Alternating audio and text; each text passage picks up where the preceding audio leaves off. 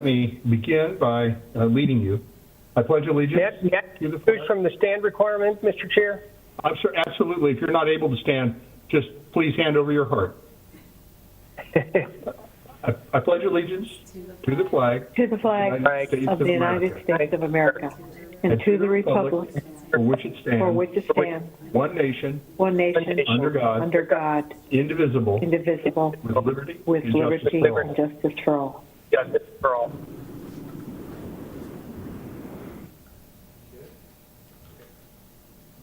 Item 3 on the agenda is the approval of the minutes from the February 2nd meeting.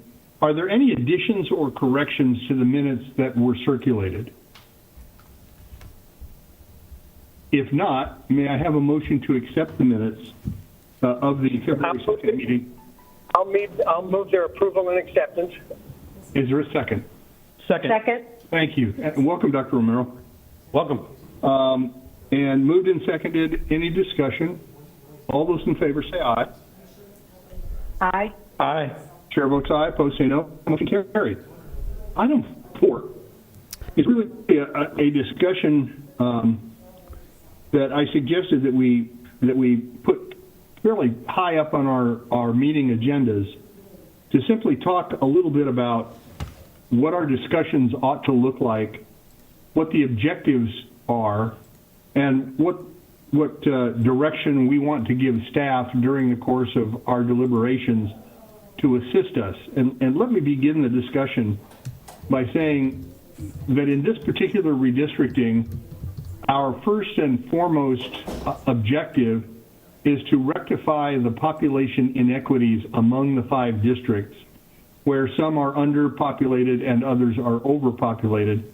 And we do that because of the one person, one vote rule in the Constitution. That beyond anything else is something we strive to do. Now, is it down to the last person? No, there's a leeway there that is allowed. And certainly we want to get as close to equal as we can, but recognizing that, well, the last commission actually did it. But then there was a birth somewhere, and it was off by 1. So you never know how these things are going to play out over the course of 10 years. The second thing that we want to try to do, if we can, is maintain voting rights for particular groups of people in the community who have heretofore been represented on the board and should continue to be represented on the board as members of the community. And so we will look at some of those things as well, based on the information from the census and other information that we might get given to us. Next, we will have, and in fact we've begun to have already, input from a variety of individuals and perhaps even groups. We may even have input from members of the board. We may have input from all manner of people during the course of the process. Part of our job is to assimilate that, recognize that those comments may or may not have merit, incorporate the ones that might have merit in terms of our mapping, and then come with a full map at the end of the process that is inclusive of all of that information that has been given us over that period of time.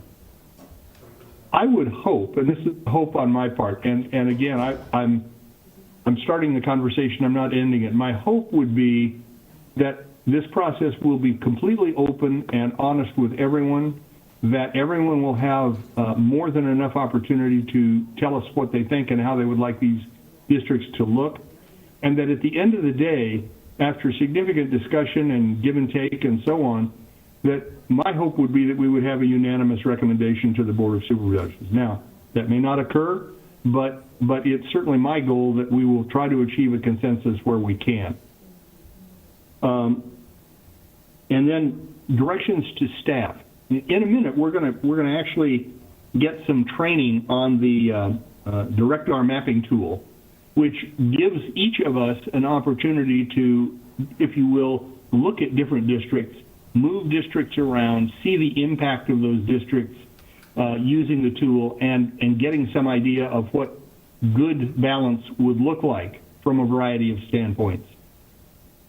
One of the things I'm going to suggest, and Dr. Lee, this is not, I was going to say it before you sent your email anyway, so I'm going to say it anyway.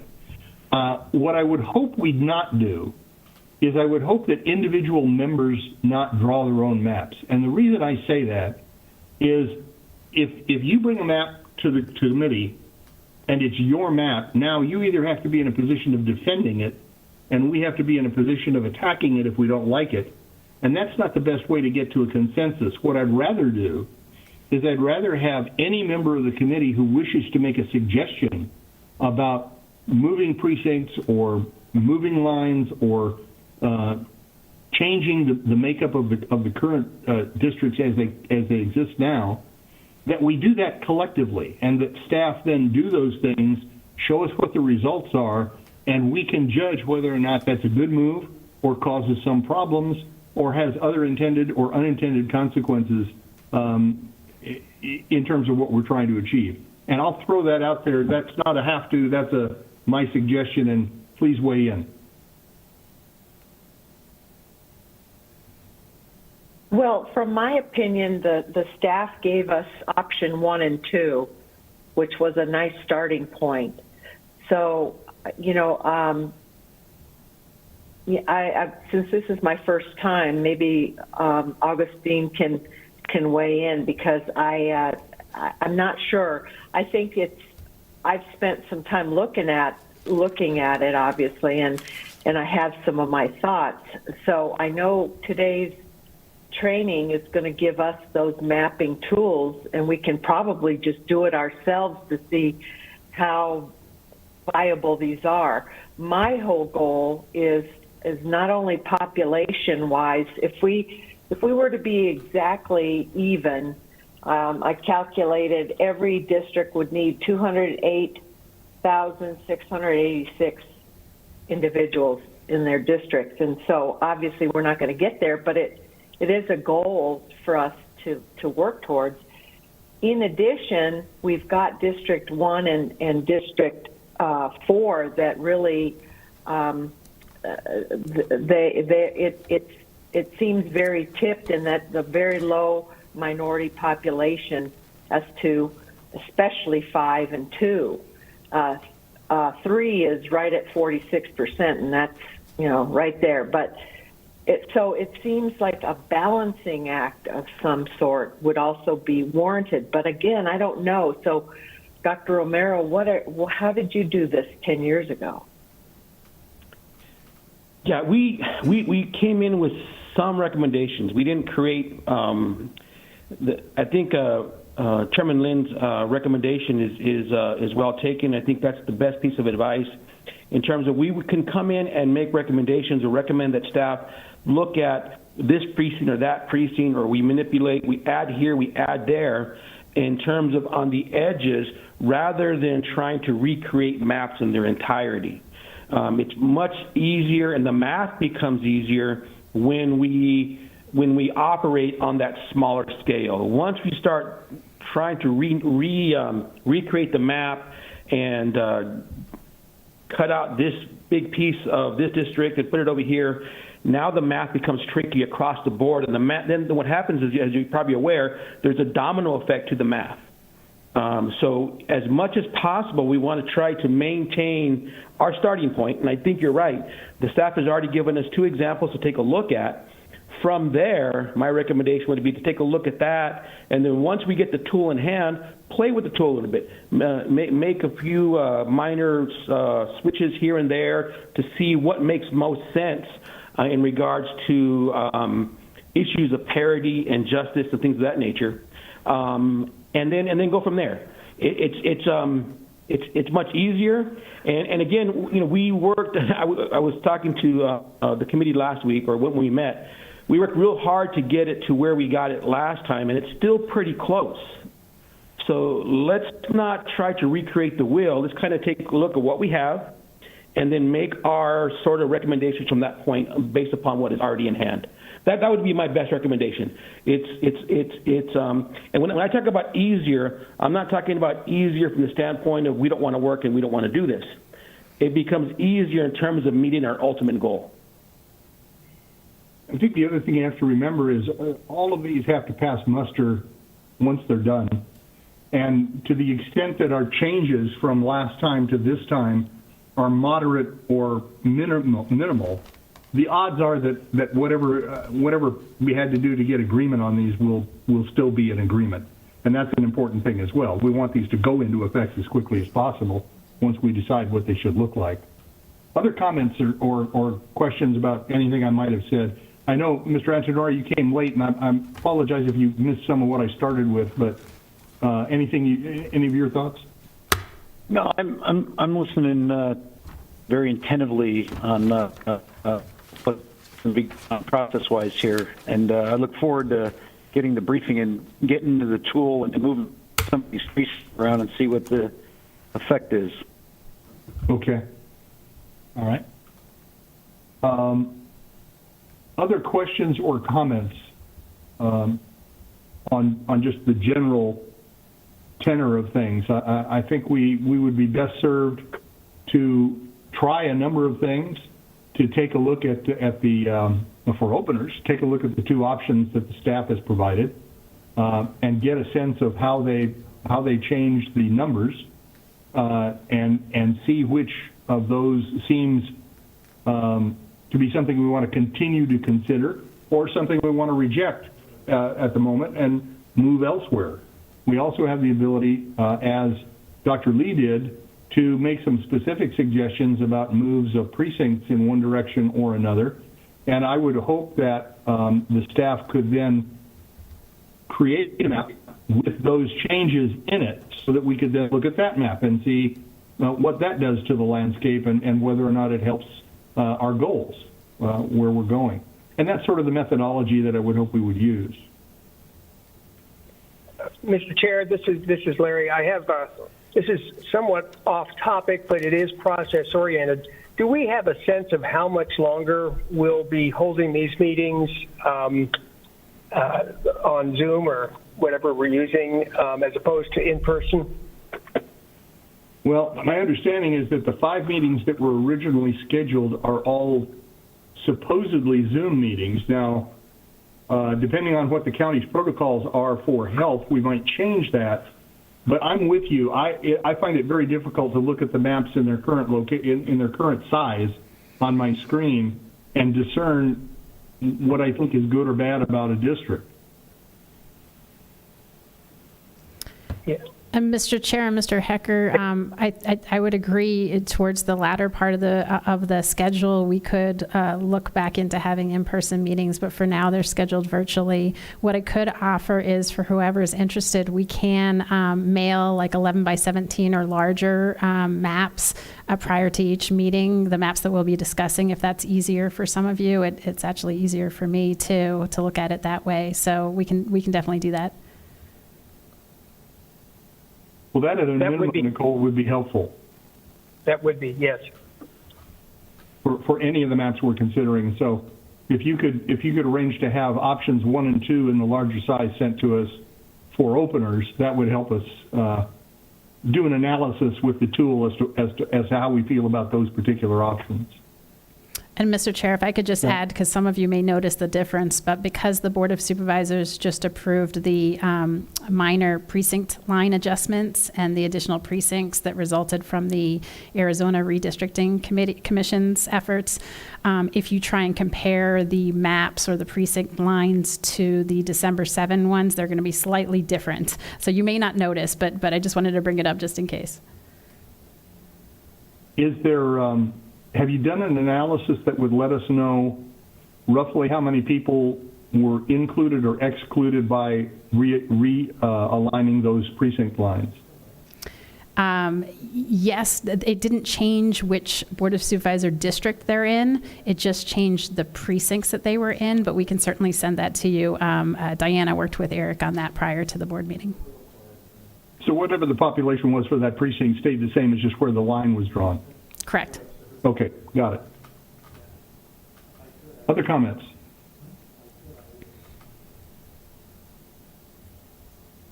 Well, hearing none, I'd like to think that we're all in agreement that we can move ahead in that fashion. The first thing we will do, without objection, is to get the larger maps for the two options that the staff had created for us to look at going in. And I think I'm going to, Dr. Lee, I'm going to hold yours in abeyance for just a moment. Oh yeah, no need. Until we get an orientation to the tool, and then we'll see if we can add that to the workload. Or I can just do the tool myself once we're trained. It was a matter of just sharing. I didn't know the protocol, but I wanted to make sure that our two staff had it. And, you know, with regards to you, Steve, I've always been told anyway, and maybe staff can help clarify, that a committee member sends it to the chair and copies staff. So that's how I've always done it at Pima College. No, I appreciate that, Dr. Lee. Nicole, do you want to clarify that in terms of open meeting or anything else we were living under? Mr. Chair and Dr. Lee, I think either could be fine, but if it's more comfortable for everybody to be totally transparent about not having any member of the committee, including the chair, having information before others, then just go ahead and send it to Diana and I first, and we'll distribute to everybody equally. It'll get where it's going same either way. We appreciate that. Okay, if any other comments on item 4? If not, let's move to item 5, which is the demonstration and training of the tool, so that we can actually in real time look at changes on a map and see what they produce as these changes are implemented.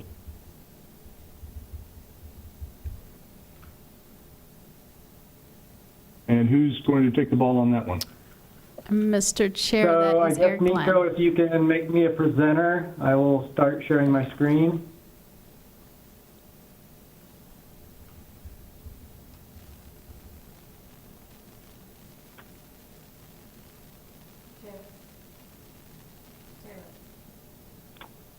So can you all see that? We can see you. There we go. Try that. There we go. There we go. Okay, so I will try to run through this tool called Redistricting fairly quickly, and if any of you have questions, I'd be happy to try to address them. Obviously, we can also talk about the committee's direction for how best to use this tool. I know Chair Lynn has already offered some thoughts on that, but we can continue the discussion. So. Redistricting is the name of the tool, and it's an open source web tool that actually was developed at Tufts University by a small group there. Their goal, or their whole reason for being, is to try to give smaller jurisdictions especially a way for the public to provide input into redistricting decisions. So that's what they do, and they do a pretty good job with it. For a low cost. So we decided to have them create a module for Pima County for our process. And we will have a link, it's not there yet, from the main county redistricting page, but you can see here the direct link. It's just districtr.org. And we will have a landing page just for our effort. And I'll show you that here in a minute, but it gives a little bit of overview and background. It allows people to start their plan. It also provides a way to, whether it's the public or members of the committee or staff, we can share plans on this page so that anybody can view it, which is a nice feature. And then there's a separate mapping module that is pretty simple. It only has 4 main parts, a header with some of the main tools, and then 3 tabs, which I'll go through shortly. So to create plans, it's pretty simple. I'll show you at the end of this presentation, there's a link to a kind of a a guide page that the districtor put together. I'll share that with the committee. But in a nutshell, you create plans by using a paint tool to color in different voter precincts. We are trying to use voter precincts as their building blocks. And then there's another tool that will allow you to erase. So if you want to change something or you made a mistake, you just erase what you did. You can lock any selections you've made so you don't actually accidentally overwrite them. There's a section where you can highlight the precincts that are unassigned so you don't miss any. And then again, there are 3 tabs. The first one is the most important, and it allows us to try to balance our populations, which again, I think we all agree is our most important goal. There's a second tab that has additional data layers, a variety of things. I'll show you that.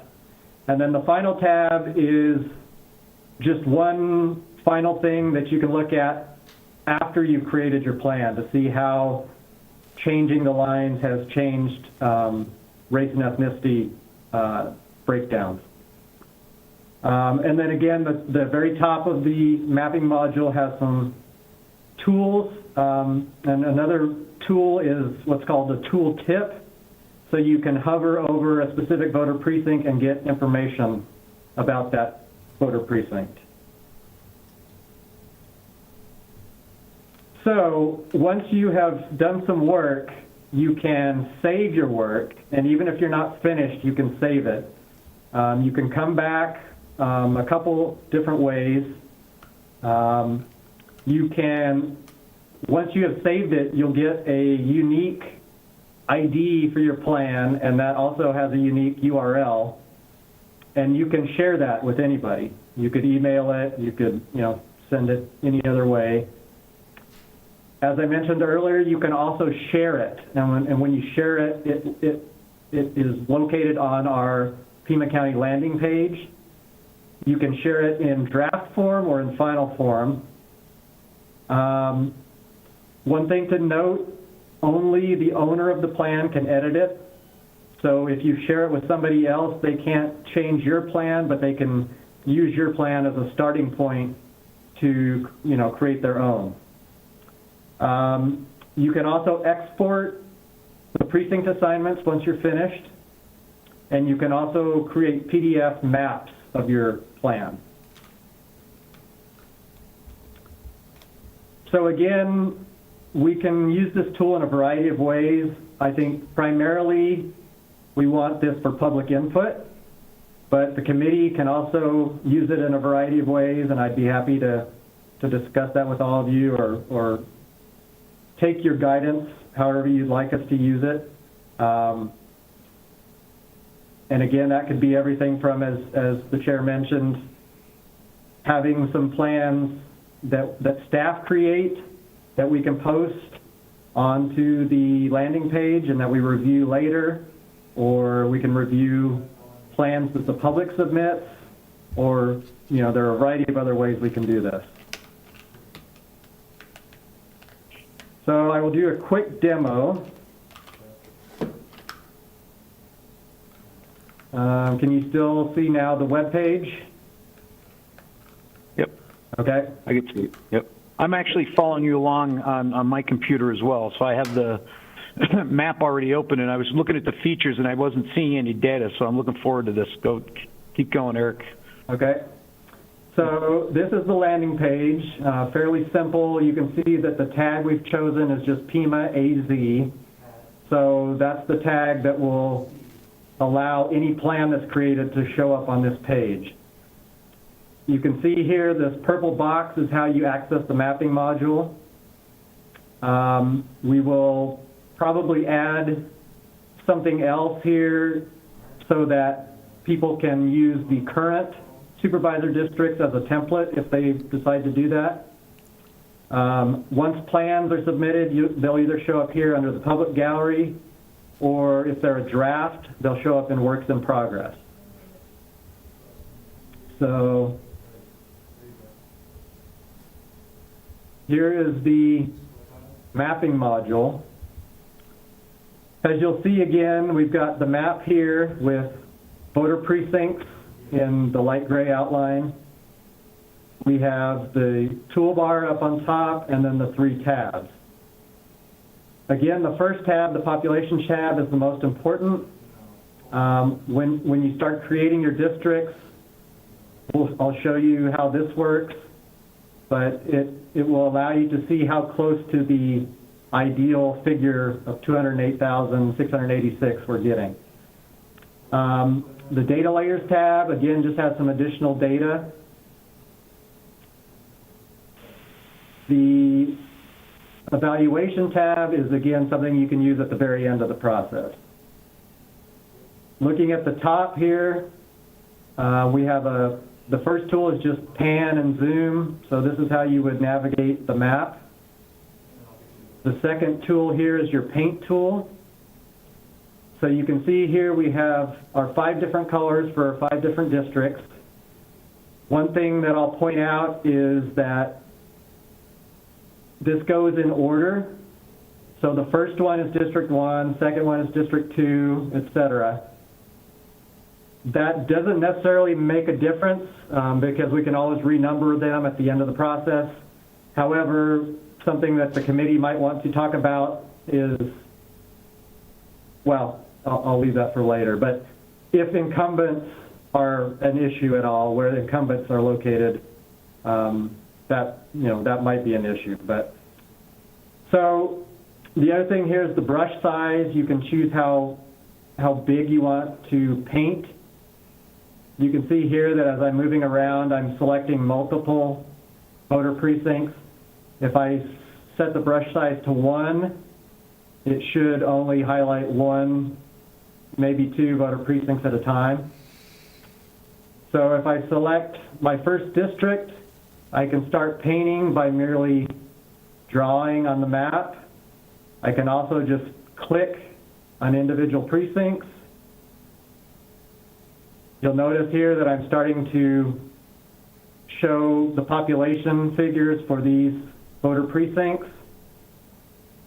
Another thing I'll mention, again, if let's say you were drawing and you missed one, if you click this highlight unassigned units, this will show you where you haven't chosen a district yet.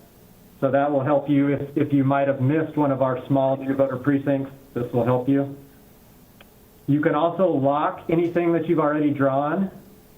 So if I lock it and then I go to District 2 and start drawing for District 2, I can't make any of these District 2 now.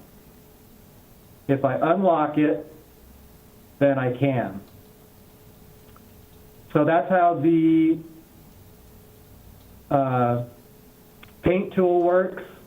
The next tool is the erase tool, which is just what you would expect. And again, you can choose the size of your eraser.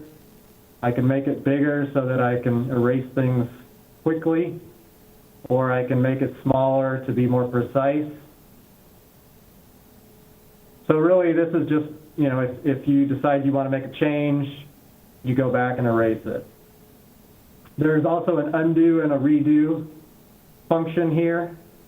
So if I start drawing, I can undo it to go back a step.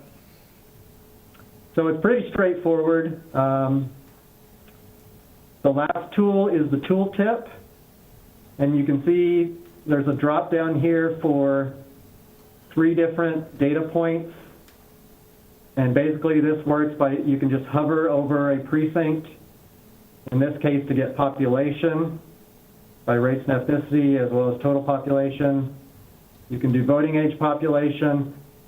Percentages is a little bit confusingly named. Unfortunately, they can't rename this, but this gives the registered voter breakdown for each voter precinct.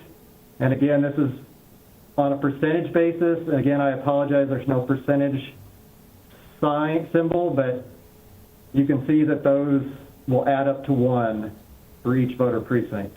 So you can see each voter precinct, what the party registered voter breakdown is. Something, again, I'll point out with this, there's also a spotlight size.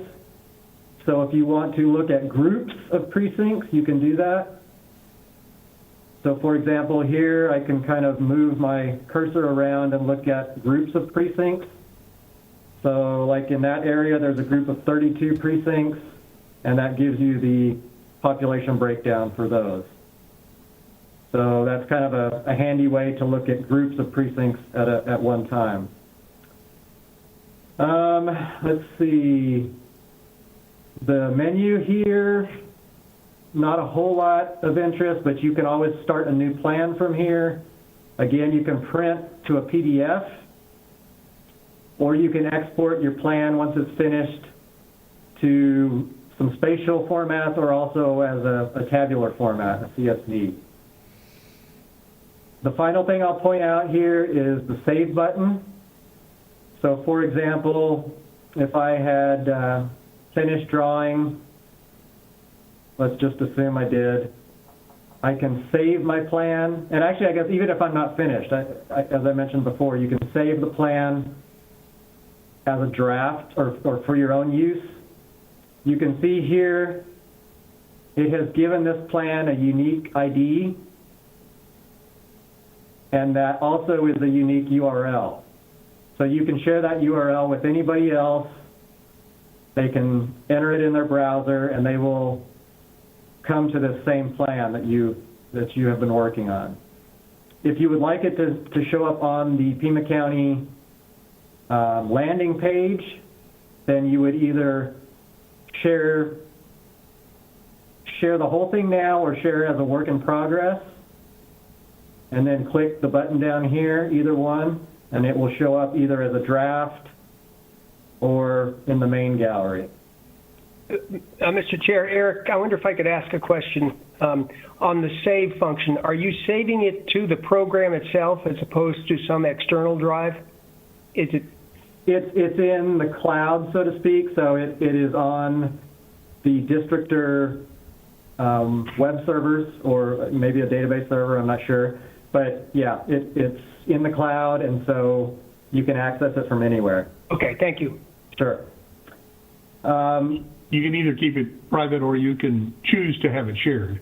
Correct. So if you don't share, if you don't click the share button, it is either private or private to you and anybody you share this URL with, but it won't be public. So. Eric, can you show us quickly, if we were, based on our previous discussion, if we wanted to sort of begin with the existing districts, how would we populate this map with the existing districts for openers? Okay, let me go back to the landing page. This should be up. Nicole wanted me to mention that this is still slightly in flux. We will be able to make a few additional changes to this website. We were working on this up until the last minute. They've had a lot of these changes made this week, and we can still make a few more. What I'm planning on doing is, if you see here under the Start Drawing Districts text, it says click below to start with a blank map. I'm also going to add text that says click here to start from the current district boundaries. And so I will add that within the next day. And so once that happens, when you click on that link, it will open up with the current district boundaries already painted. And then you can use your erase tool or your draw tool or your paint tool to revise those districts. The other thing you can do... Chairman Lynn? Yes, go ahead. May I ask a question?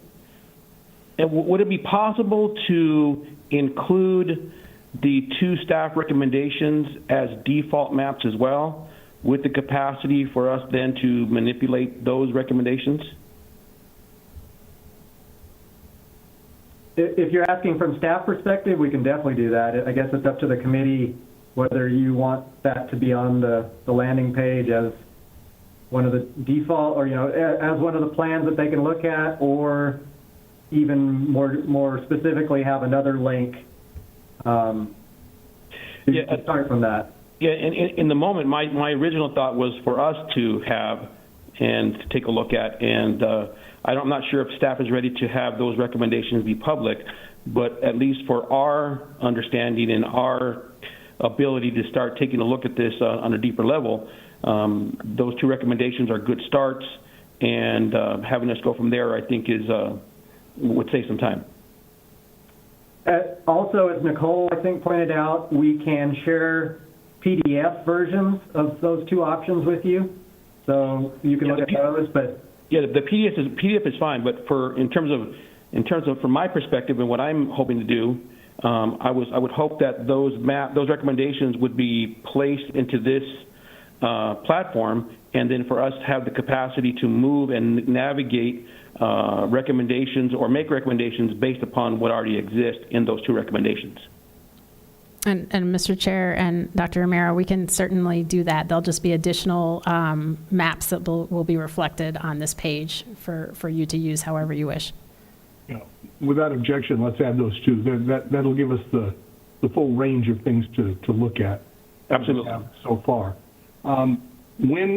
Another question, Eric, let's say, for the sake of discussion, that Dr. Romero draws a map that he would like someone to look at or like to share in whatever way, and he sends that to us, and are we able to manipulate that map, or are we only able to analyze it? So he can send you the URL to his map, even if he doesn't share it to the public site, to the Pima County landing page. And yes, you can use that to create your own version that you manipulate. You cannot edit his version, but you can use his as a starting point to then create your own version. And just hypothetically, if there were something that we thought was better done one way than another way on a precinct or whatever, we could make that change and then send it back to him with comments? Yes, you could do that. Mr. Chair, I would ask that if any of the members are creating maps that have a unique URL that you would like the other members to consider, that you please email that URL to Diana or myself, and then we will share that URL to each of the members at the same time. Yeah, I apologize. I was talking about end users, not the methodology. Everything goes through Diana and or Nicole. Just trying to keep you out of trouble. Yeah. Mr. Chair, I have a question as well for Eric. So how about the voter performance histories from the 2020 and 2018 elections? Is there going to be an overlay feature so that we can evaluate voter performance by party? That is not currently part of this tool. I don't know that we will be able to add it. I can check into that with the district or staff. However, we can always add that to additional maps and tables that we provide the committee. I mean, I can do that, myself, with direction from the committee. How about would it be possible for members of the committee, or even myself, to come into the elections department and see that data, or go over that data and use this tool or somehow overlay similar to this to analyze that data? Mr. Chair, Mr. Antonori, may I ask, are you talking about voter turnout? No, I'm talking about voter performance. What the percentage of each precinct with regard to a particular candidate, what percentage of each registered party voted for that candidate or that candidate's opponent by precinct? Sure. Okay. So measure voter performance. You know what I mean? So how many voted for Joe Biden? How many voted for Donald Trump? How many voted for Doug Ducey? How many voted for Mark Kelly? How many voted? Those numbers by precinct is what I'm looking for the last two election cycles, 2020 and 2018. And we Well, we know, Mr. Antonori, we know that data exists. Yeah, I know. Can we populate it in a way that we can use it in this process? Yeah, it should be at the precinct level. The county should have detailed data by precinct for the past 2 election cycles. Canvas would give us that. Yep. I mean, I could probably go search it. It would be easier if it was an overlay, so I don't have to go looking up precinct number by precinct number, the voter performance by candidate for each precinct. Is this the kind of tool, Eric, that you could take a data set like Mr. Antonori is talking about and simply import it into the program, or is it a difficult task to go in and add the numbers that he's asking to look at? So to answer your first question, no, you cannot just import into the tool. I would have to ask the districtor staff first of all, if they can make any changes, and if so, I think we can't just do anything we want. They are limited by, the number of overlays we can add. So I would have to check on that. I guess it might be good, if we want to add, if we have requests, it might be good to have the committee come up with a full list of what is most important, maybe even priority order, and then I can see if and how many we can add. Mr. Chair, Mr. Antonori, Yes, could I just ask Dr. what Romero. races you're most interested in? Because it would also depend, are you talking local elections for those 2 years or just the presidential and state and legislative? It's some kind of national or statewide races by precinct.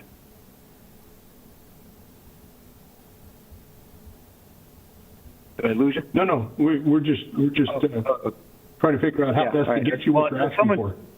I'm doing this over my phone, and somebody was calling me while I was trying to talk, and I didn't know. I hit the ignore feature, and I didn't know if it cut this off. All right.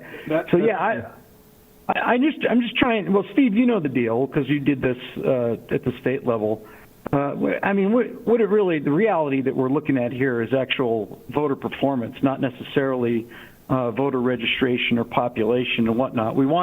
My goal here is to give as many people as possible the representation that they want and deserve.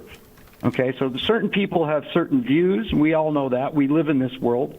I would like to see as many people represented by someone that shares their views as much as possible. That goes whether I don't care if they're Republican or Democrat. I think people should have the representation they want and that they deserve. But I can't gauge that accurately by the data and the overlays. I've been playing with this map while we've been going over it now, and there's not really, even if I use the registered Republican feature, I use the registered Democrat feature or the other registered voter feature, it really doesn't provide me a good representation of what the outcomes of elections might be predicted to be in a district that we draw. And that's really the key thing that I'm looking for. It is. It's clearly something that would be useful in determining those things.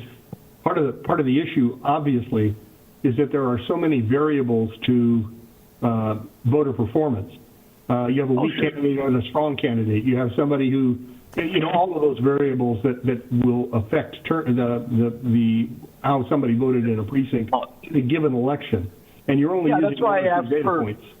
Well, that's why I asked for, both what would be an on-cycle and off-cycle election, national election-wise as well. Let's take that request and let's have staff come back to us at the next meeting and see what options are available to you. That'd be fine. To get that information.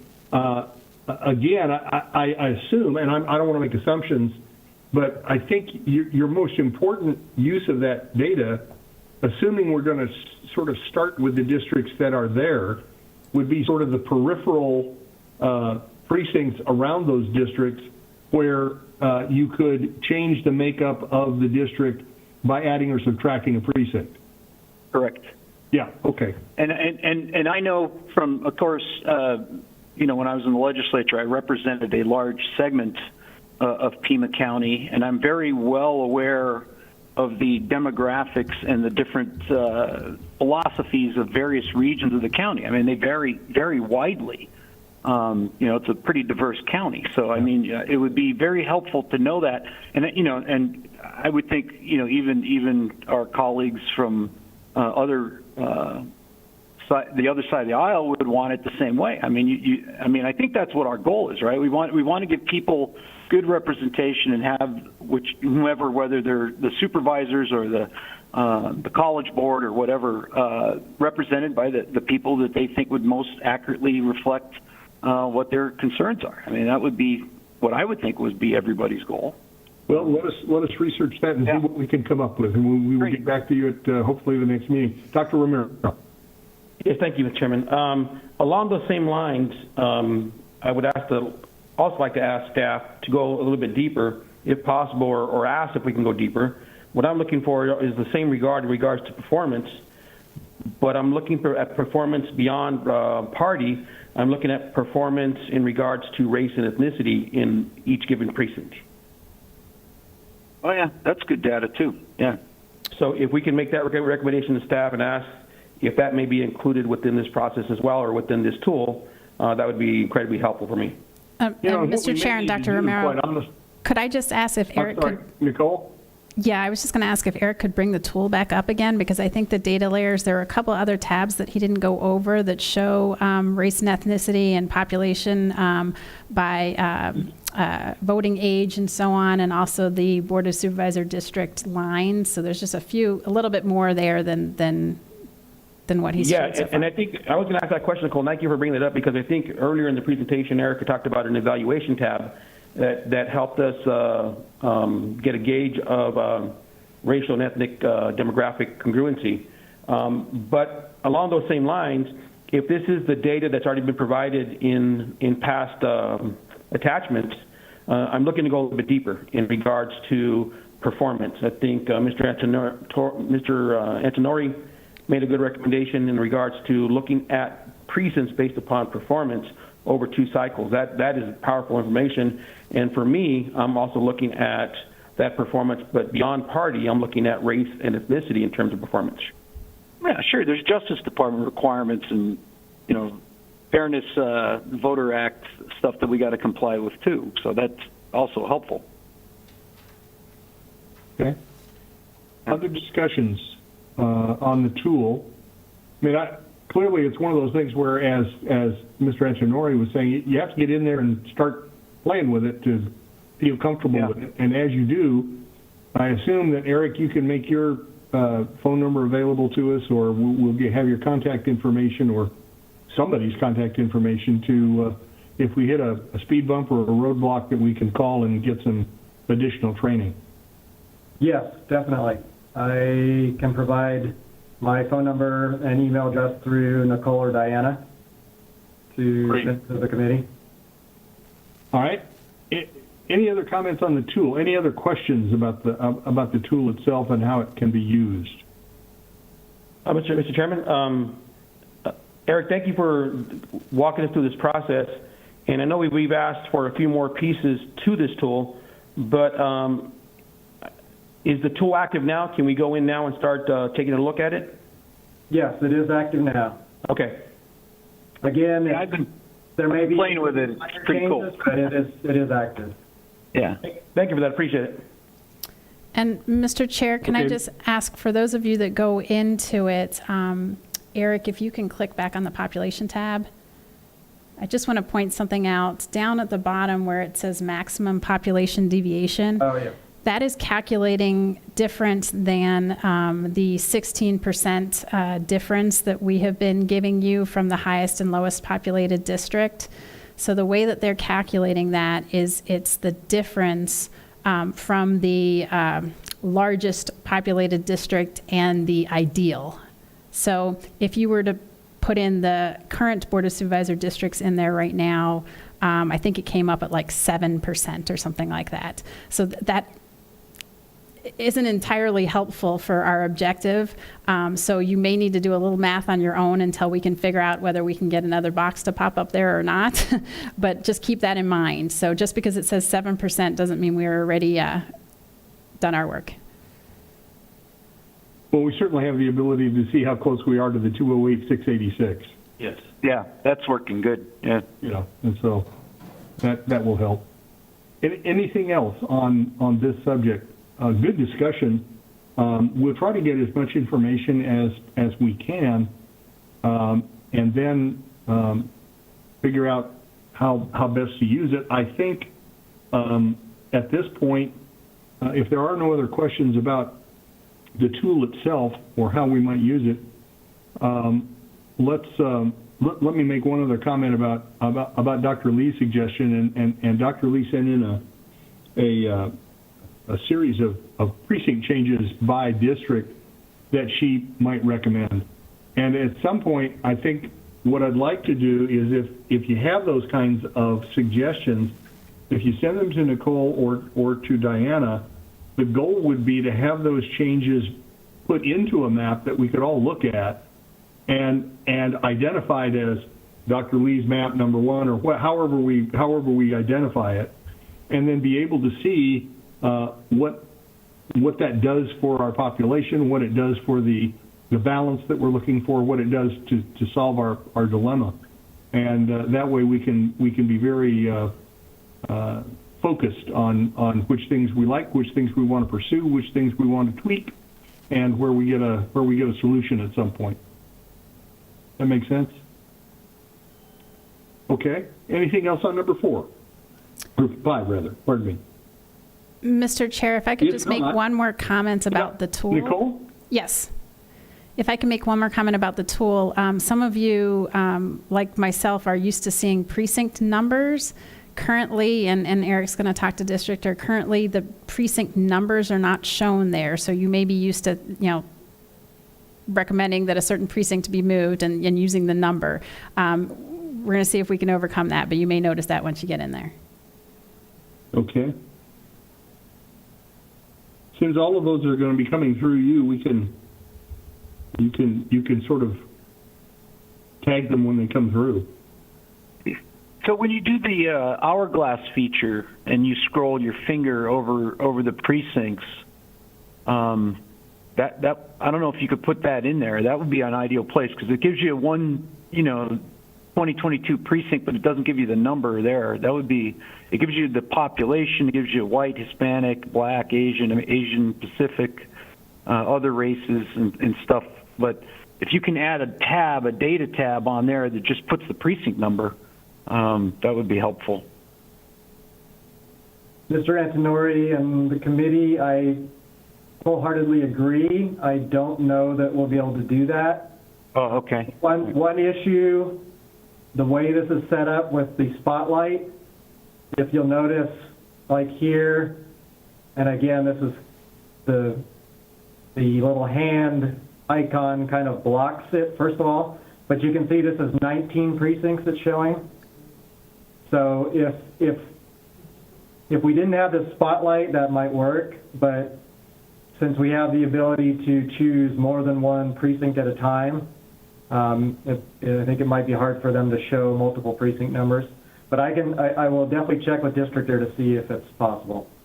Yeah, well, I'm doing it one at a time. I got the tool on one, and then I'm scrolling over each individual precinct. But it gives you a lot of data, as you were just showing on there a second ago. I'm just saying, if there was a way where you add those, for example, all those population breakouts, if you can just add just one line in there that when you scroll over that precinct, it just gives you the precinct number. That I don't know how hard that would be to code that. It shouldn't be too hard.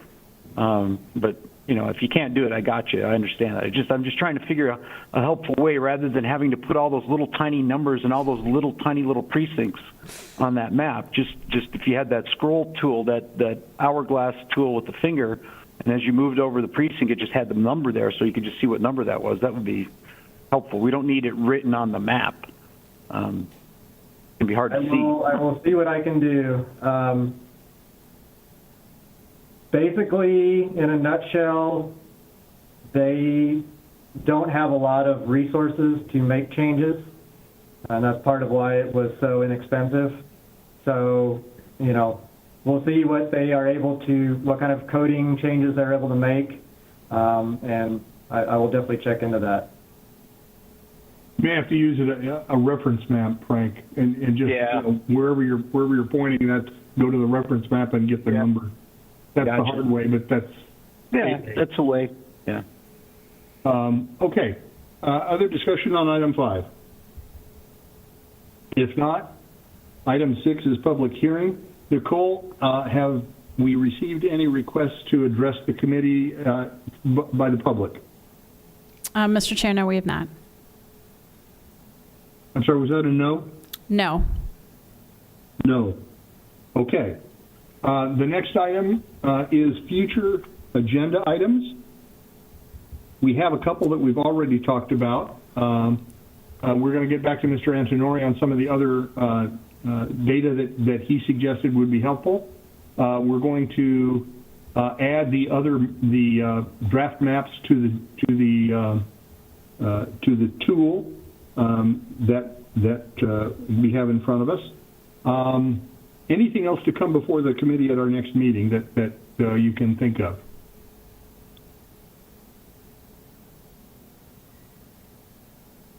Chair Lynn, I do Yes. have a question. Dr. Lee. Is our intent at the next meeting to start plugging in some of our ideas? How do you see us doing that? Well, my thought is that by the time the next meeting rolls around, we should have had an opportunity to look at those maps in the tool and to get a sense from them as to what they do to the current districts. At that point, we then can begin a discussion about, well, this is helpful on one way, and it's a problem some other way, and we can make adjustments and ask that things be moved around to accommodate those issues as we identify them. That's certainly something that will be part and parcel of every discussion we have going forward.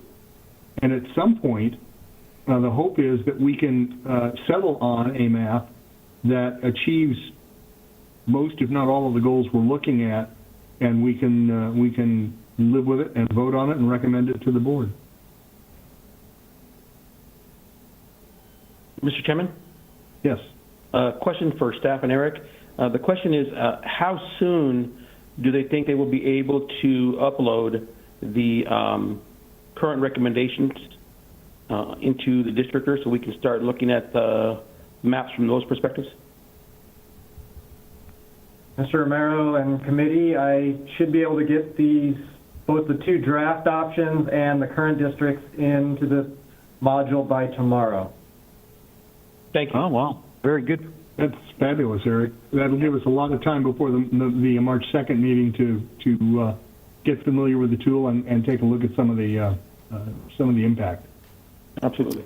Anything else for a future agenda?